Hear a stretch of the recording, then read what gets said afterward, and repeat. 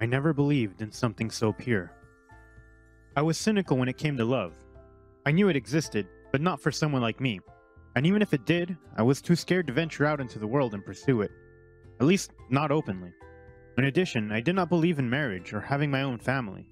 I told myself that I would be alone for as long as I kept who I was a secret. For years, I tried to figure out who I was, realizing that I was gay when I was 16 years old. I tried to fight it for as long as I could, but it was not possible. I had to accept that I liked guys. I had my first boyfriend in high school, but it was a secret relationship that inevitably had to end because he did not want to remain a secret. I respected his decision, and we ended up being good friends. My family was not well off, and I was not good at school, so college was never an option for me. I loved surfing, however, and I worked at a surf shop after high school. I stayed with my parents because it was more cost-effective, and I also never lived alone. But I was so lonely that it physically hurt. I would see other couples come into the shop, hear them exchange banter and say sweet things to each other, wondering when my love would come. I longed to be free, and every night, I hoped that one day I would find love and be able to tell my parents about my sexuality. I did not know if they would accept it, as they were conservative, but a boy could only hope. How I fell in love was not epic. It was better. It was slow, creeping up on me until I could not deny it. There was a cafe that I visited. There worked a sweet boy I did not know the name of. I just knew that he had a nice voice and a friendly smile.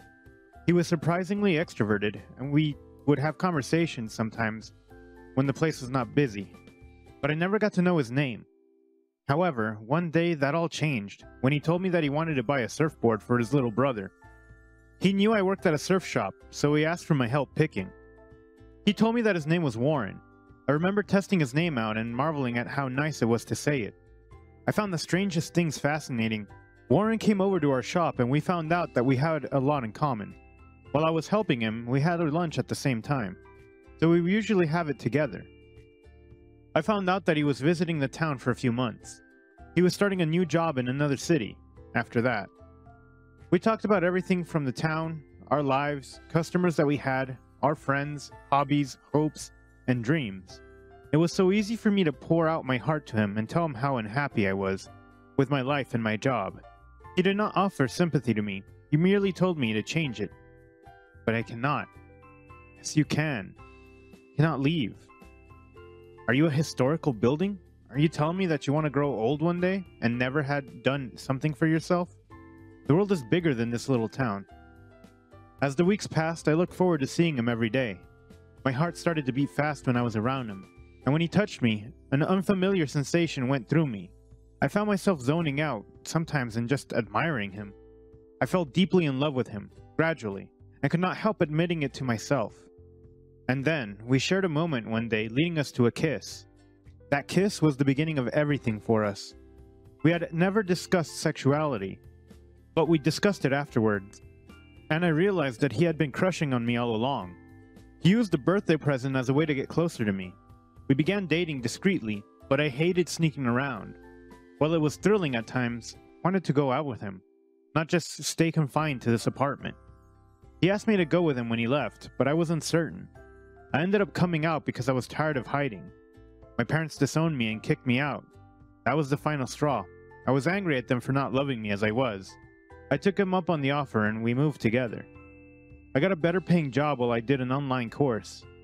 He inspired me to want to create a better future for myself. We stayed together from the first day that we came into town. The first few weeks took a strain on our relationship. We had to adjust coming home from work tired and ending up not having that much energy for each other. But we got the hang of it and formed a balanced relationship. When we had been dating for 6 months, we were intimate for the first time. It was also my very first time, but not his. He made me feel safe and loved. I felt what it was like to have someone who valued me. All that I had wished for in the past was coming true. That night made things even more real for us. There was an undeniable connection and I started building castles in the air. We dated for 5 more years and those were the best years of my life. I got to know him like the back of my hand, and I also got to know myself and feel comfortable with myself. I now had a good sales job and he was moving up in his company. I had already met his family and they treated me like one of their own. My parents had remained stubborn and refused to talk to me when I tried to make contact. The prospect of taking the next step and starting our family had been running through my mind lately. and it had nothing to do with the fact that most of her friends and colleagues were getting married and having babies. Well, that was part of the reason. I was certain that this was the man I wanted to be with for the rest of my life. Over the years, we had stuck together in the good times and the bad. Furthermore, we traveled together and shared so many beautiful memories. He was the one who brought me peace, so I put a plan in motion to propose to him. We both valued aesthetics and things that were out of the ordinary, so I knew that I had to make it very special for us. That was when I came up with the idea of proposing at the beach. It held meaning for us because that was the first time he saw me, but I did not see him. He also liked art, so I added that to the things that I had to include. Keeping a secret from him was the most difficult thing. He knew me like the back of his hand, and we both had access to each other's devices. It was not a trust problem. We had just become so integrated into each other that there was no privacy. So I planned all my stuff under the document titled Sales Presentations for the year. He did not snoop around my stuff, but I also created a password in the days leading up to the proposal.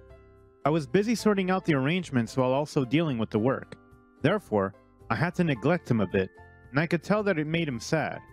I would give him extra cuddles any time that I could, and I would revel in the beautiful smile that would form on his face whenever I did that. On the weekend, I told him that I was going to surf, which surprised him because I rarely surfed anymore. It was a lie, of course. Our friends were helping me to prepare everything on a beautiful part of the beach far away from the other people. And then I called him and asked him to come to the beach. My car had a breakdown and I was stuck. My battery was dying, etc. I sent him my location. Then I waited. And sure enough, he appeared a few minutes later with a blindfold on his face. Our friend Theo made sure of that. He kept on asking what was going on, and we all laughed. I went and removed the blindfold from his face and watched as he gazed upon all we had done. It was early in the evening, the sun was about to set, so everything had a beautiful glow. I had set up a table with a pale green decor, as that was his favorite color. I had his favorite food made, and there was a huge umbrella over the whole table. There also were some fairy lights, in case it got dark. "Brodie, you shouldn't have," he said. "I just want to show you how much I appreciate you," I smiled. He frowned a bit. "Did not forget our anniversary, did I?" he asked. I chuckled and reassured him that he had not. It was just to celebrate how far we had come. So while watching the sunset, we had our 3-course meal with our friends serving the food. We had a very dependent friendship group that usually helped each other out with anything. They were all very excited for me to propose to him. Then, the moment came. I asked him to take a walk with me. There were a few stars in the sky now, so there was a pale light washing over us. As we walked, we had an easy conversation. That was, until I stumbled on something. It was a very big seashell. "Here, have it," I spoke. He took it, turned it over, and smiled in delight when he saw that it had a heart carved on it. As we walked, I pretended to stumble on shells, but I think he caught my bluff after a few seconds. But he let me present the shells with these 3 messages. 1. I am lucky to have you. 2. You complete me and make me a better man. 3. I love you. He was nearly crying after the last one, and then I got down on my knees and took out the last shell. "Will you marry me?" I asked. He was lost for words, resorting to nodding. I opened the shell and there was nothing. "Oh no, the ring," he laughed nervously. I checked in my pocket and then regained my ability to breathe when my hand closed around the ring. We both laughed as I put it on his finger. "It was not supposed to go like that," I smiled sheepishly. It was perfect. He raised me, pulling me in for a kiss. I could not believe it. I was getting married. I never thought such happiness was meant for someone like me. Our friends embraced us, showering us with happiness. Then they made us take shots to celebrate. We stayed on the beach celebrating for a while. I could not help holding his hand and feeling the ring once again. It was a sign of all that we had gone through, and what we were going to conquer in the future. When we got home, we couldn't keep our hands off each other. "You're my fiancé," I smiled. "Yours forever," he said, kissing me delicately. We took our time, enjoying each other's bodies, laughing and talking until the early hours of the morning. I was on a high like no other, and sleep had no appeal at all. For the next couple of days, we were still getting used to the idea that we were going to get married. His family was very happy for us, and they started to help with the preparations. He had a very large family, so having their help relieved the stress that we had. Not to say that preparing for the day was easy. There was so much to sign on, disagreements on fabric choices, and the typical family drama. I let Warren have the say in most of the stuff. I cared more about his happiness. I would have been happy even if we got married in a cave. But his huge family would never allow for such a simple wedding. I had a conversation with his mother about maybe inviting my family. Warren knew everything that had led to the estrangement of my family, but I was vague with the details when I told his family. But his mom was a very gentle and understanding woman, who offered me a bit of advice. Older people have problems with change, but you should at least send an invitation and give them a choice about whether they want to attend their son's wedding. It's been 5 years, and they do not want to talk to me, I sighed. Do you miss him? She asked. I have you as my family now, I said. Yes, you are part of our family, but they miss you too. At least just let them know that you're getting married, she said. Even though I wanted to be bitter, I could not help thinking about what she had said. Maybe she was right. I sent an invitation to their address, not expecting much. It was sent back only a few days later, which I guess was a sign that they were not attending. I did not feel sad. At least I had done my duty as a son. I was not responsible for their stubbornness. They did not let that cloud me, for I was holding the returned invite. I felt strong arms wrap around me. Do you want to join me for a shower? And I can give you a massage after, he offered. I smiled and went along with him, my worries fading into nothingness. Then, the day that we had been waiting for finally came. I nearly cried when I saw how everything looked. Our theme was pale blue and green. It was a grand wedding with his family, which was now mine. Our friends and colleagues as well, as extended family members that we both did not know of. I was so overwhelmed it felt so unreal. A few minutes before the ceremony started, my best man came with my phone. He said that it was an urgent call, and when I checked, I got the shock of my life. I would have recognized that number any time. Hi, Brodie. Mom, I tried so hard to contain my emotions, bracing myself for insults because I sent him an invite. I'm sorry I could not come. Your father would not let me, she said. But you were angry with me.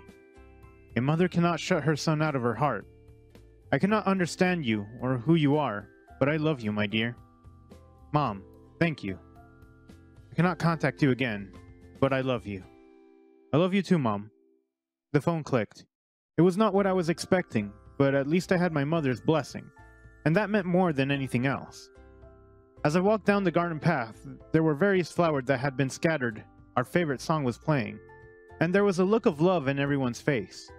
I was happy. I did not imagine that a beautiful day like that would come. When I saw him, it was difficult to contain the waterworks. If it was possible, I fell in love with him once more. As he came towards me, I experienced flashbacks of when we first met, our first kiss, the first time we said I love you, the beautiful moments, and the ones when we held each other during hardship. I said each vow, and I meant it with my whole heart. The entire ceremony went well, without any interruptions. We had our honeymoon and began married life together.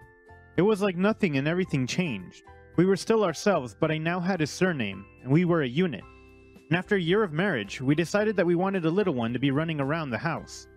We adopted a tiny baby boy who captured our hearts from the first time that we saw him. Our baby had a few health problems, and we had to always be in the hospital taking care of him. But that brought us closer. He got better, and we had each of his milestones. We tried to be there for some of them, but we had work. But luckily, his grandmother was there to record many of them. We promised him that he would always be free to be who he wanted to be. What mattered was his happiness. He grew to be a very inquisitive little boy, who was a bit too clever for his good. Any guess what he wanted for his 5th birthday? Siblings. So, we began the process of adopting another kid. We ended up getting twins and moving into a new house. There was just not enough space for the 3 musketeers, as we fondly called them. The twins were 3 years old at the time that we adopted them, which was at the age that kids were the naughtiest. My mother visited us once a year ago. She adored the 3 boys and got along fairly well with Warren, but it will be a while before we can heal from the past. Either way, I feel blessed. Never say never. Everyone is deserving of what they deeply desire. The end. Thanks for watching. Consider subscribing to become part of our Rainbow Force and stay wholesome.